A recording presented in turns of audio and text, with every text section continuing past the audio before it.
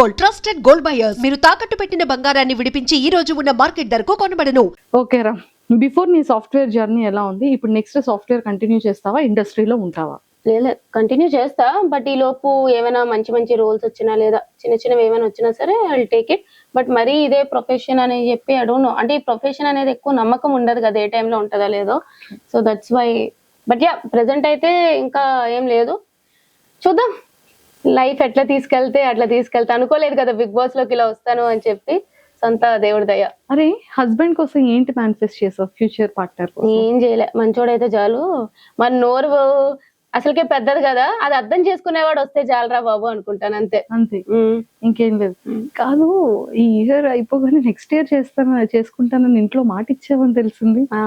ఎప్పటి నుంచో తినేస్తున్నారు చేసుకోమని. నెక్స్ట్ ఇయర్ అన్నా, ఇప్పుడు కొంచెం గ్యాప్ ఇద్దాం, ఇప్పుడే కదా మళ్ళీ ఇట్లా వచ్చింది. పాపం ఇప్పుడు మమ్మీ డాడీకి గుండె అమ్మో చెప్పా. అంటే ఇప్పుడే ఇది బయటకు వచ్చినప్పుడు యూటిలైజ్ చేసుకున్న ఈ ఫేమ్ ఎంత ఉంటది, ఎంత ఫేమ్ వచ్చినా మహా అయితే ఒక 3-4 months ఉంటది. ఈ 3-4 months లో ఇప్పుడే ఏదైనా నేను చేయాలి అనుకుంటే ఇప్పుడే చేయగలను కాబట్టి ఒక 3-4 months గ్యాప్ ఇచ్చి ఆ తర్వాత చేసేసుకుంటా. కానీ చేసుకుంటావు?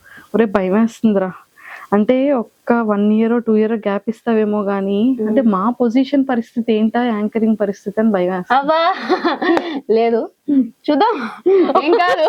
చూసా, ఏం పర్లేదు, చూద్దాం అంటుంది అంటే ఏదో పెద్ద స్కెచ్ లోనే ఉంది. ఓకే, యాంకరింగ్ ఎవరైతే నన్ను కావాలనుకుంటున్నారో ఛానల్స్ అందరూ ప్లీజ్ కాంటాక్ట్ మీ, చేసేద్దాం, షోని హిట్ చేద్దాం. ఒకవేళ మా ఛానల్లోనే అడిగితే మళ్ళీ ఏమైనా ప్లేస్ ఉంటదంట? అయ్యో, మీరు అక్కడ నేను ఇంకా ఇక్కడ. భయం వేస్తుందిరా.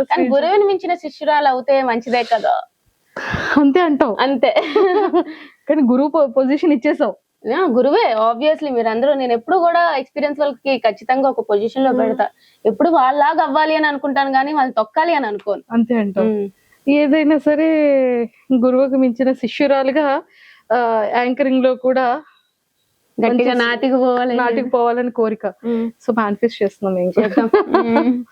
Super, all the very best. Thank you. ఏంటి ప్రమోషన్లు కూడా స్టార్ట్ చేసావని విన్నాను, యాడ్స్ చేస్తున్నావంట, కమర్షియల్ షూట్స్ అప్పుడే స్టార్ట్ అయ్యాయంట. అవుతాయి. జ్యువెలరీస్, రెస్టారెంట్స్, కాలేజెస్, ఇన్స్టిట్యూషన్స్, ఏంట్రా ఇది?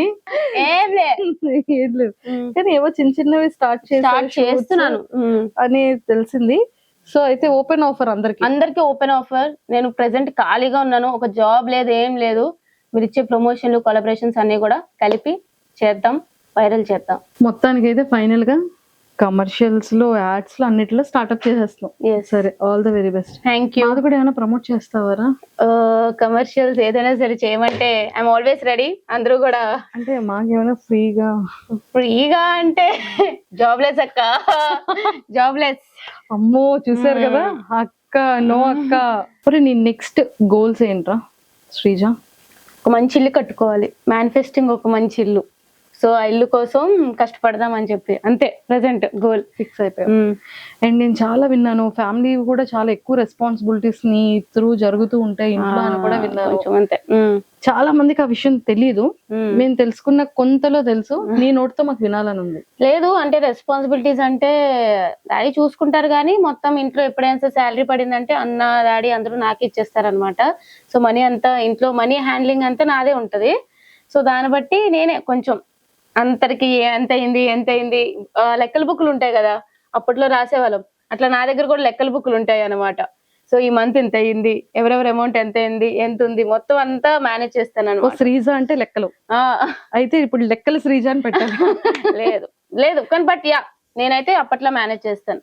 If in case Bigg Boss house లో కెప్టెన్ అయితే నువ్వు ఎలా హ్యాండిల్ చేసేదాన్ని? లేదు, నేను మంచిగా, యాక్చువల్లీ చెప్పాలంటే నాకు డైరెక్ట్ గా ఒకరితో శత్రుత్వం అనేది లేదు. నేను నార్మల్ గా కూడా అందరినీ ఈక్వల్ గా చూస్తా. అది నాకు ఎంత క్లోజ్ బాండ్ ఉన్నా, ఎంత ఇష్టం లేకపోయినా. కెప్టెన్ అంటే ఇంకా బాగా చేసేదాన్ని చెప్పాలంటే. ఓనర్స్ టెనెన్స్ గా ఉన్నప్పుడే నేను టెనెన్స్ కి ఫేవర్ గా హెల్ప్ చేసి, కెప్టెన్ చేసి, సంజనా గాని చేసినప్పుడు నేను కెప్టెన్ గా చేసుంటే ఇంకా బాగా చూసుకునేదాన్ని హౌస్ ని.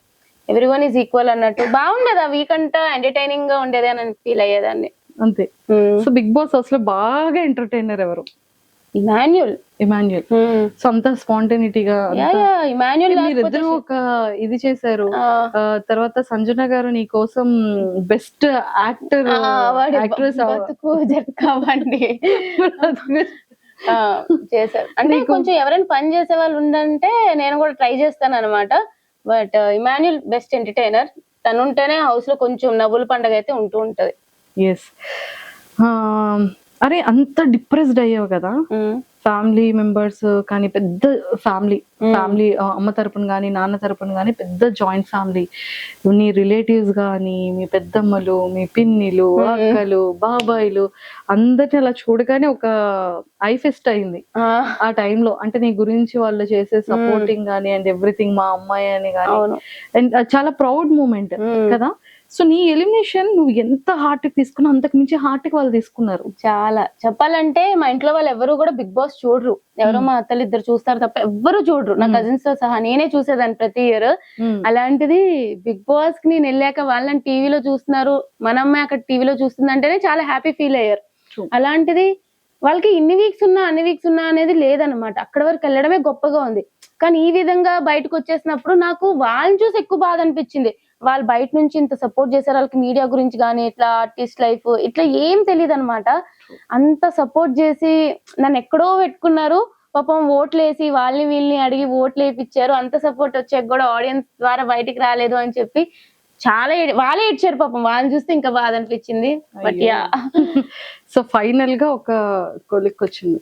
సో యాక్టింగ్ ఆపర్చునిటీస్ ఉన్నా కూడా చేయడానికి రెడీగా ఉన్నావు, ఫిలిమ్స్ అయినా రెడీగా ఉన్నావు, సీరియల్స్ కూడా చేద్దాం అంటే మంచి రోల్స్.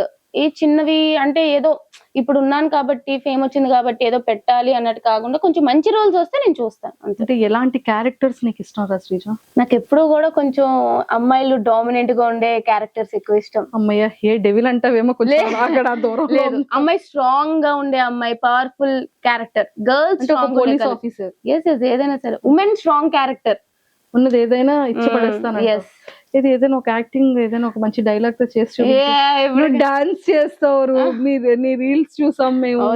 యాక్టింగ్ టైం వచ్చినప్పుడు చూపిద్దాం, అన్ని కూడా చూపించడానికి లేదు. నీ ఫేవరెట్ హీరో ఎవరు? నేను ఆల్రెడీ చెప్పాను, నాకు పవర్ స్టార్. అసలు మా ఇంట్లో అందరూ కూడా మెగా ఫ్యామిలీకి పెద్ద ఫ్యాన్స్. మా ఇంట్లో అందరూ పవర్ స్టార్ అంటే పిచ్చి ఒక్కొక్కరికి మా ఇంట్లో. సో అక్కడి నుంచి వచ్చిందో మరి ఏంటో తెలియదు కానీ చిన్నప్పటి నుంచి నాకు కూడా ఇంకా మెగాస్టార్ ఫ్యామిలీలో ఎవరున్నా సరే ఇష్టం అనమాట, చాలా పిచ్చి.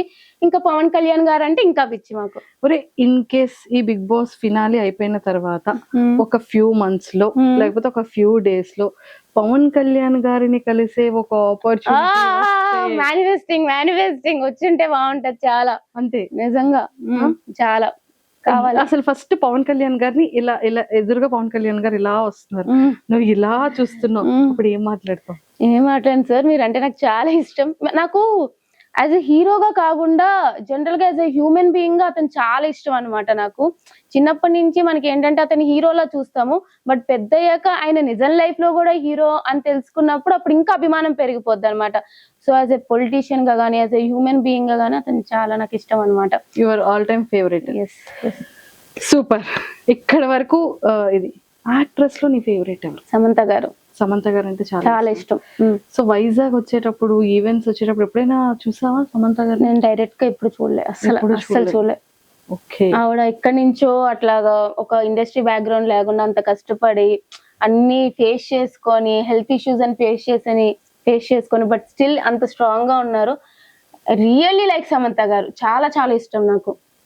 శ్రీజ, నీ వాయిస్ కొంచెం తగ్గిపోయిందని నీకు ఆ ఫీలింగ్ వస్తుందా? మాకు ఆ ఫీలింగ్ వస్తుంది. అవునా? అంటే అగ్ని పరీక్షలో ఆ వాయిస్ ఇప్పుడు వచ్చేసేటప్పటికి ఇన్ని వీక్స్ తర్వాత చాలా సెటిల్డ్ గా, చాలా స్మూత్ గా, చాలా కూల్ గా మాట్లాడుతున్నట్టు. అంటే మేబీ లైక్ అక్కడ అయ్యో మైక్ లో కదా కొంచెం వాయిస్ గట్టిగా వెళ్ళడం వల్ల నెగిటివ్ అవుతున్నాను అని అర్థమయ్యి వాయిస్ పెద్దదే గానీ మేబీ కొంచెం టోన్ తగ్గినట్టుంది, అంతే. టోన్ తగ్గినట్టు, అది అలవాటు అయిపోయినట్టుంది. ఇది కంటిన్యూ చేస్తావు, చూద్దాం ఎంతవరకు అవుతుంది. బట్ యా, నేను ఆల్రెడీ కంటిన్యూ చేస్తున్నాను, థర్డ్ వీక్ నుంచే కంటిన్యూ అయిపోయింది అంతే. మళ్ళీ ఇలా రాదంటావు? వస్తుంది, గొడవ వస్తుందంటే ఆటోమేటిక్ గా వాయిస్. గొడవలో కూడా అంతగా ఏం రాలేదా? అబ్బా అయితే తగ్గిపోయింది. మా ఇంట్లో వారు హ్యాపీగా ఫీల్ అవుతారు. అయితే And for more videos, please subscribe to iDream. Please subscribe to iDream. Please subscribe iDream. And please subscribe to iDream. For more videos, subscribe to iDream. please like, share and subscribe to the channel. Congratulations, iDream. Subscribe to iDream. Subscribe to iDream. So subscribe to iDream Media. iDream team అందరికి huge congratulations. Please subscribe iDream Media. Please subscribe to iDream. Subscribe iDream. Please subscribe to iDream. iDream అంటే నా కళల ఛానల్ను subscribe చేసుకున్న నోరు తిరుగుతలేదు, మీరైతే గంట గుర్తు కొట్టండి. For more such videos, please subscribe to iDream. Subscribe to iDream. Please subscribe to iDream. Please subscribe iDream Media. Please do subscribe to iDream. Please subscribe to iDream Media. For best entertainment and information, please subscribe iDream. And don't forget to subscribe to iDream.